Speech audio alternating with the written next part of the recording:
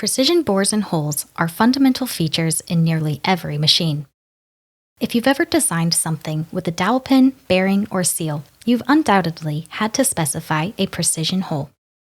In this video, we'll give you an overview of the primary hole-making techniques used in industry and show you some best practices for design so that you don't add unnecessary costs to your parts or create problems during manufacturing.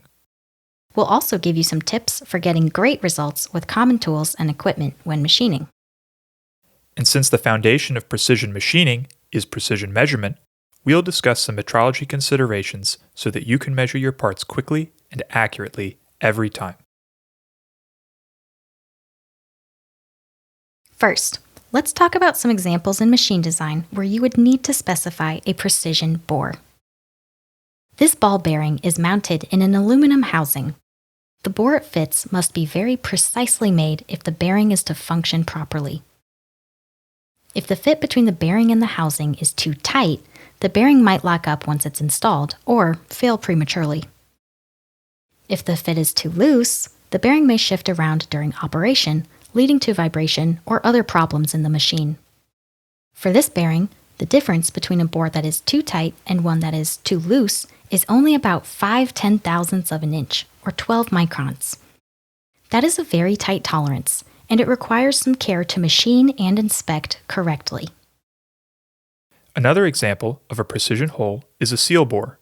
As we discussed in our video on O-rings, seals rely on a carefully controlled amount of interference with the bore. If the fit is too tight, the piston could bind. Too loose, and the seal may leak or extrude into the gap between the piston and the bore. Finally, designers often align components or transmit force using dowel pins. One common scheme is to design the joint such that the pins press into one part and then the other part freely slips over them. Achieving these fits requires not only the size of the holes be accurate, but also that they are drilled in the correct locations. With these applications in mind, let's think a little more carefully about the specific qualities of a bore that impact its performance and discuss how we might control these qualities on an engineering drawing. The most obvious characteristic that comes to mind is size. If a hole is too small, the mating part won't fit, and if it's too big, it might not provide the precision alignment that is required. The designer uses a tolerance to specify the range of sizes that is acceptable for the finished feature. We've shown you before how to systematically set this tolerance based on the desired fit between components. But a hole's size isn't the only characteristic we need to worry about. If you've ever tried to align two parts with a pattern of screws or dowel pins, you may have encountered firsthand the importance of a hole's location. In this case, even if the sizes of all the holes involved are within tolerance, you might find that the parts still don't fit together.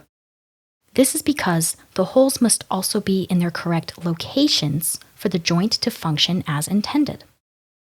While the location tolerance can be controlled with conventional linear dimensions, geometric dimensioning and tolerancing, or GD&T, allows the designer much more specific control over the position tolerances of features, and also increases the amount of allowable tolerance without impacting functionality.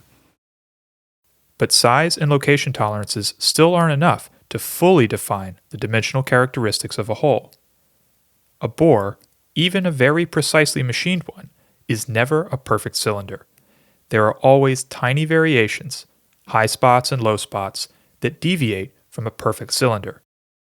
The amount of allowable variation from a perfectly round, straight cylinder is controlled with a form tolerance. For cylinders, the GD&T tolerances of straightness, circularity, and cylindricity are the primary ways the designer specifies form requirements. If you are working to ASME drafting standards, there is also an implicit form control that we'll talk more about a bit later. There is another dimensional property called orientation that can also have a big impact on machine performance. Orientation is used to describe how parallel or perpendicular a bore must be to another feature. When bearing bores, for example, have excessive angular misalignment, the shaft can bind up during installation or cause undesired forces and moments during operation, leading to premature failure. There is a lot of nuance in tolerances of location, orientation, and form, and we just want to introduce you to these concepts at a high level for now. In subsequent videos, we'll focus more on the specifics of these controls, especially as they pertain to GD&T. The last characteristic of a hole is the quality of its surface finish. Surface finish is especially important when working with hydraulic or pneumatic seals, as a finish that is too rough will increase the chance of leaks or lead to premature wear of the sealing elements.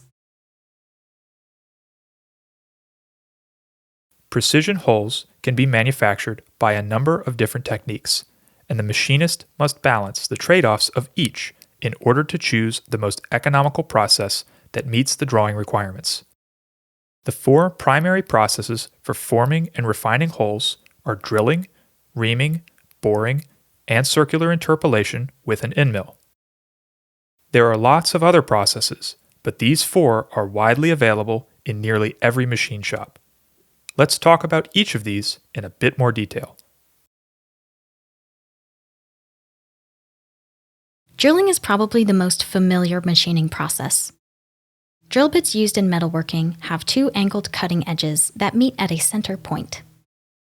Unlike an end mill, the flutes of a twist drill are not cutting surfaces. Their sole function is to work like an auger, conveying the chips up and out of the hole. For the designer, an important consideration for a drilled hole is the ratio between its depth and diameter. For example, if a hole's diameter is 1/2 inch and its depth is 2 inches, we would say that it has a depth to diameter ratio of 4.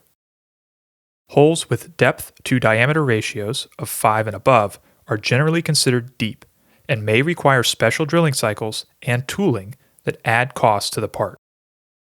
The designer also must be aware that holes can only be drilled normal to a surface. If you need a hole on a curved or angled face, you should specify a spot face, which creates a flat bottom to work from. For the machinist, the primary concern when drilling is chip evacuation. On deeper holes, especially in aluminum, chips tend to get stuck in the flutes of the drill, which dramatically increases the heat generation during cutting. By far, the best way to mitigate this problem is with through-spindle coolant. This system delivers high-pressure coolant right to the cutting edge of the drill. As the coolant flows back out of the hole being drilled, it carries the chips with it. If through-spindle coolant isn't available, pecking cycles can help. There are also drills with parabolic flute geometry that are designed to more effectively lift chips from the hole. Lowering the spindle speed while maintaining the same feed per rev can also help by reducing the heat generation, making the chips less likely to weld up. If you want to drill a hole without the bit wandering on the workpiece, it is imperative that you start with a good spot drill. Spot drills are much shorter than normal twist drills and also have very short flutes. This makes them much more rigid than a typical drill, providing an accurate starting cone to help guide subsequent drilling operations. Typically, the spot drill angle is chosen to be equal to or greater than the drill point angle. The idea is that you want the center of the drill to make contact and begin cutting before the outside edges. The diameter of the cone left on the workpiece by the spot drill should be about 75% of the diameter of the drill you plan to use. Even with careful spot drilling and an optimized process, drilling is not considered to be a particularly precise technique. This table shows the generally expected size tolerances of a drilled hole for a range of sizes. When drilling on a machine tool, the expected position tolerance should be no tighter than an 1/8 thou or 0.2 millimeter diameter. While drilling on its own isn't a particularly precise process, drilled holes are often refined by subsequent operations to improve their accuracy. When the size of a hole requires a tighter tolerance than drilling alone affords, the hole can be finished by reaming. A reamer is a fluted cutting tool that removes a thin layer of material, enlarging the hole by about 10 to 15 thousandths, or 0.25 to 0.5 millimeters. Traditional chucking reamers have a small chamfer on their nose, which does the majority of the cutting. Where drilling can obtain size tolerances on the order of plus or minus 5 thou, or 100 microns, reaming can reliably hold tolerances inside of a thousandth, or 25 microns. As a rule of thumb, you should run a reamer at half the speed and twice the feed per rev of the drill you just used. You should also cut any edge break or chamfer before reaming. This lead-in will help center the reamer and will also allow it to remove the small burr left by the chamfering operation. You can sometimes adjust the size that the reamer cuts by a few tenths just by changing the cutting fluid or the feed-in speed. Generally speaking, a thicker, more lubricious cutting oil, slower speed, and higher feed will produce a slightly smaller hole for a given material. A reamer cannot correct issues with location or form on drilled holes. Reamers are actually designed to be very flexible, self-centering on the pilot hole and following its profile. If the drilled hole is in the wrong location or isn't straight, reaming it won't improve the situation very much. When you need to make very straight, round holes at very accurate locations, boring is the gold standard. Boring heads feature an eccentric cutter, often a lathe boring bar, which is slowly fed into the bore. Unlike a reamer, which can only cut one size of hole, a boring head is adjustable, allowing a wide range of diameters to be machined with a single tool. Setting up boring heads is a fairly slow process, but once they're dialed in, they can reliably hold size and location tolerances of a few tenths, or around 5 microns, depending on the spindle runout and machine table accuracy. Before CNC machines became widely available, boring was much more common than it is now, especially as a rough machining operation. With the widespread adoption of CNC machining centers, boring has become more of a high-precision finishing process. Part of the reason boring heads have fallen out of favor is because CNC machines can move multiple axes at once, making it possible to mill circles and complex profiles. While CNC milling is highly versatile, it is usually not as accurate as some of the processes we've covered, especially when it comes to holding a size tolerance. A lot of the reason comes down to CAM programs, assuming a perfect nominal diameter for an end mill. In reality, most end mills end up 1 or 2 thou, or between 25 and 50 microns, smaller than their nominal size after final grinding. If you have a probing system available on your machine, you can dramatically increase the accuracy of your milled features by enabling in-control compensation for the finish pass. When a part program invokes in-control compensation, usually with a G41 or G42 block, the machine tool controller calculates the offset of the tool's center line using the measured diameter of the specific tool loaded in the spindle, as opposed to the generic nominal tool diameter stored in the CAM software's tool library. This compensation, when available, can increase the accuracy of milling to within 1 or 2 thou, or between 25 and 50 microns. However, in-control compensation can't account for tool deflection, which often causes a bore's diameter to vary in size along its length. And without regular backlash calibration, CNC mills that are heavily used tend to cut distorted circles as the ball screws wear over time. While the versatility of CNC milling makes it an appealing option, it's important to emphasize that drilling, reaming, and boring still have their place, especially when tight tolerances are required. If we want to compare the process capabilities of the 4 techniques we've covered, it's best to think about size and location accuracy independently. If even greater precision is required, honing, grinding, jig boring, or roller burnishing may be considered. However, these are specialized processes that can add substantial cost to a finished part. Often, the best approach involves combining multiple processes, leveraging the strengths of each. This is a functional gauge we machined for an upcoming video about the GD&T position tolerance. Gauges like this can be used to quickly confirm that patterns of features meet GD&T position tolerance requirements.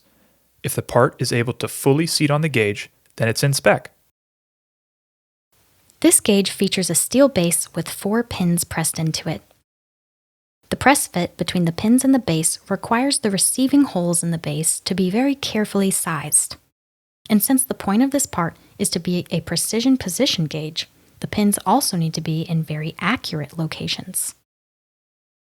At a 1/4 inch in diameter, these holes were too small for boring, at least with the tools we had on hand.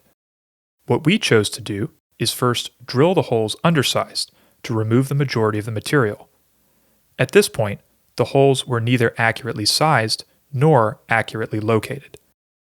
Then we followed with an end mill and skimmed a bit more material off the sides of the holes.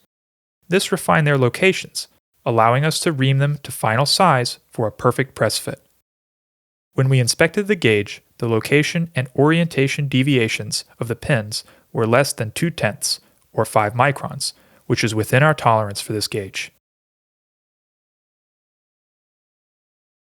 In precision work, inspection and metrology are critically important. If you can't inspect to a tight tolerance, you can't machine to a tight tolerance. It's as simple as that. When it comes to measuring holes and bores, there are a number of different tools and techniques available, but the right choice in a given situation depends on a couple of factors.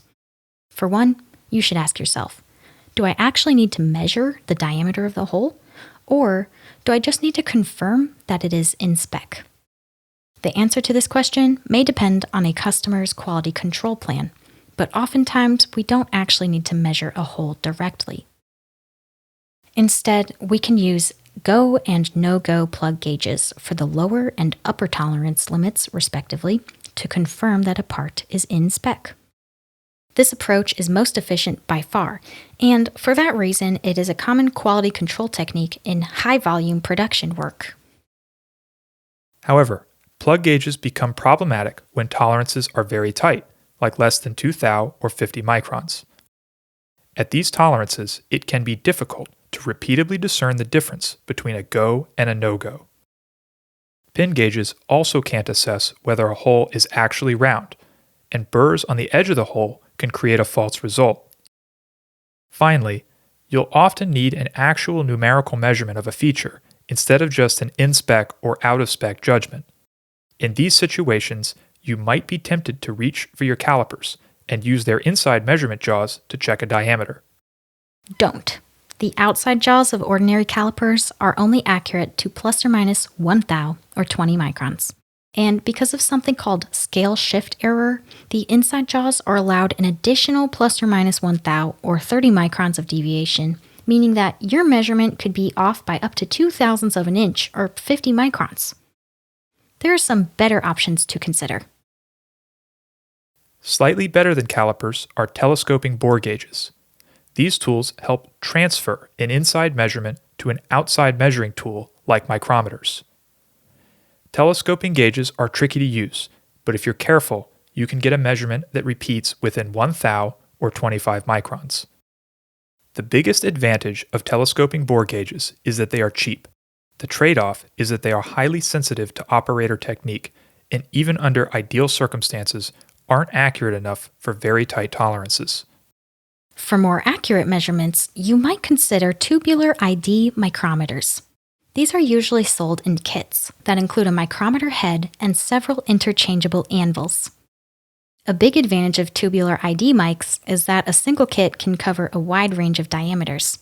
This set, for example, can measure from 1.5 inches to 12 inches, or 40 millimeters to 300 millimeters, but other sets are available that can measure up to 60 inches or 1,500 millimeters. Tubular ID mics are accurate to about 1 thou or 25 microns. For even more accurate measurements, you may need to use a dial bore gauge. They can read out to a single tenth or 2.5 microns. Dial bore gauges can also be used to quickly take several measurements at different angles and depths in a bore, allowing the operator to assess form. If you look closely at the scale of a dial bore gauge, you'll see that it actually does not read out the diameter of the feature you're measuring directly. Instead, it reports a variation from 0. Hence, the gauge must be set before use. The preferred approach is to use a ring gauge for the diameter being measured, but you can also set them between the jaws of a micrometer. A variation of the dial bore gauge is the tri-point micrometer. Tri-point mics offer two big improvements over dial bore gauges. First, there are 3 measuring surfaces instead of 2, which self-center the gauge in the bore, eliminating the need for the rocking motion. This makes them faster and easier to use. Second, tri-point mics are usually direct indicating, meaning that they display an actual diameter instead of just a variance like a dial bore gauge does. This means they don't need to be set with a ring gauge unless you're changing the measuring head. These advantages come at a cost. Tri-point mics are substantially more expensive than dial bore gauges, and they're among the most expensive of all manual measuring tools. The measurement range of each head is also fairly limited, so you need to have a pretty large inventory of these on hand to be able to inspect every bore using them. It's also worth mentioning that you can measure bores using a coordinate measuring machine, or CMM. While CMMs are usually very accurate, they can also be easily misused. Very minor issues with setup, programming, or reporting can generate significant errors in the final data. Even when a CMM is available, there is a good chance that a manual tool will provide a more accurate measurement more quickly. We've given you a few ways that a feature can be measured, but determining if it's actually in spec per the drawing requirements isn't as easy as just writing down the number displayed on the gauge. We mentioned earlier in the video that a hole may have subtle variations in form, which is another way of saying that it might not be round or straight, and we have to consider this possibility when inspecting parts. Suppose you measure a bore in a few different places, perhaps at different depths and angles.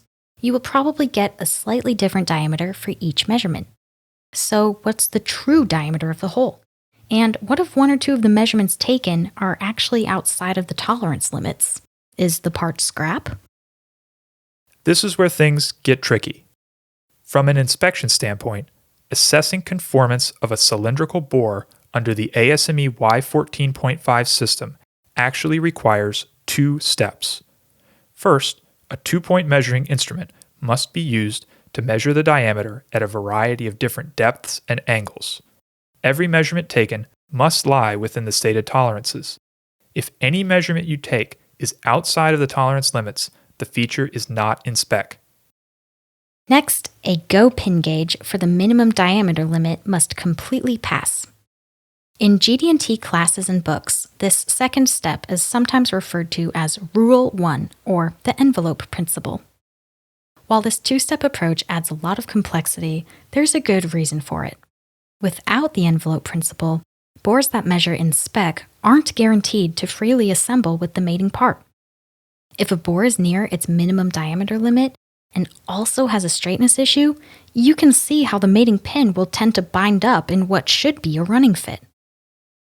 Up to this point, we've discussed this concept purely in the context of bores, but the same principle applies to outside diameters too. Every 2-point measurement taken with OD micrometers must be within tolerance, and a ring gauge at the maximum diameter limit must also pass over the feature. If you've worked with GD&T before, you've probably heard somebody cryptically state that there are differences between the ASME and ISO GD&T systems. Well, the biggest difference has to do with the envelope principle. It applies by default on drawings prepared to ASME Y14.5, but not on ISO. ISO drawings, by default, rely only on the 2-point measurement scheme. In other words, the only requirement under the ISO system is that every 2-point measurement taken at a variety of angles and depths lie within the stated tolerance range. This means that there is no straightness control assumed by the size tolerance. In other words, under the ISO system, it is possible that a feature can be in spec based on its size tolerance, but still not fit with its mating part. We won't get into a debate of which system is better. There are advantages and disadvantages to each, but what's important is that you understand the differences. If you need the envelope principle when using the ISO system, you can add the envelope modifier after the tolerance, which makes the interpretation equivalent to the ASME system.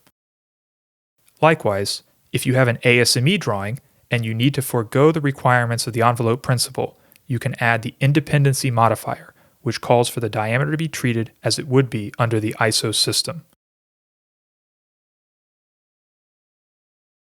Hopefully, this video has given you some tips for designing and making precision parts. As always, we have a companion blog post with additional resources and references if you want more information. And if you find our content helpful, consider subscribing to our channel as well as our newsletter so you don't miss any future videos. And if you want to support the channel, we have an online shop where you'll find a bunch of helpful engineering tools, like this ruler. A steel ruler is a fundamental tool for any engineer or machinist. We had these made to our exact specifications by a small business here in the USA. And unlike some of our earlier videos, this ruler has both imperial and metric units. If you have any questions or feedback, be sure to leave a comment. You can also find us on LinkedIn or our other social accounts, which we've linked to in the description. Thanks for watching!